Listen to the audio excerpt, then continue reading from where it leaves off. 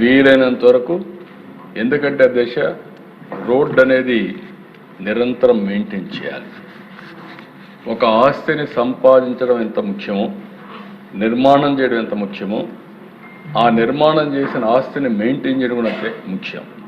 ఒక ఇంటికి రెగ్యులర్గా పెయింట్ వేస్తూ ఉంటాం, లేకుంటే ఒక ఇంటిని రెగ్యులర్ క్లీన్ చేస్తూ ఉంటాం. ఒక రోడ్డు కూడా అంతే.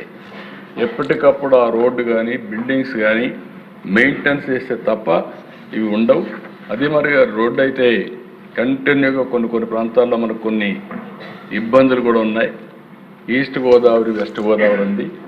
వీళ్ళు చూస్తే బ్లాక్ కాటన్ సాయిల్స్, వర్షం పడినప్పుడు ఆ రోడ్డు ఎక్కువ డ్యామేజ్ అవుతూ ఉంటాయి. అదే రాయలసీమలో గ్రావెల్ మంచి మొర ఉంటుంది కాబట్టి, సాలిడ్ రోడ్స్ కాబట్టి రోడ్డు వేసినా చాలా వరకు సస్టైనబిలిటీ ఉంటుంది. ఇలాంటి సమస్యలు కూడా ఉన్నాయి.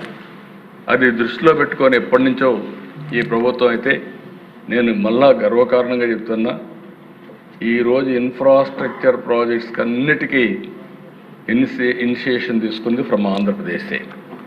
ఎందుకు ఈ మాట వాడుతున్నానంటే, ఫస్ట్ టైం నేను ముఖ్యమంత్రిగా నెల్లూరుని తిరుపతికి పోవాలంటే నేషనల్ హైవేలో 7-8 గంటలు పట్టేది. ఒక్కొక్క గుంత చూస్తే 5 అడుగులు 4 అడుగులు నేషనల్ హైవేస్లో. అదే మరి కలకత్తా నుంచి చెన్నైకి రోడ్లో రావాలంటే 4 రోజులు 5 రోజులు, వారం రోజులు పట్టేది. భయంకరమైన రోడ్స్. నేను ఒకసారి మలేషియా పోయినప్పుడు అక్కడ చూస్తే, మలేషియా మన దేశంతో కంపేర్ చేస్తే చాలా చిన్న దేశం, 2 కోట్లు. ఆ దేశంలో east west corridor 8 lane road వేశారు. సర్వీస్ రోడ్స్ కూడా ప్రొవైడ్ చేసే పరిస్థితికి వచ్చారు. అవి చూసిన తర్వాత ఆనాటి ప్రధానమంత్రి వాజ్పేయి గారు చెప్తే, ఫస్ట్ టైం దేశంలో పీపీపీ మోడల్లో నేషనల్ హైవే స్టార్ట్ చేశారు. First proof of concept Nellore to Chennai, Malaysian company. అది సక్సెస్ అయింది.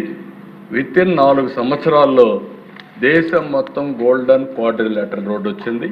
ఇది దేశానికే ఒక మణిహారంగా తయారైంది.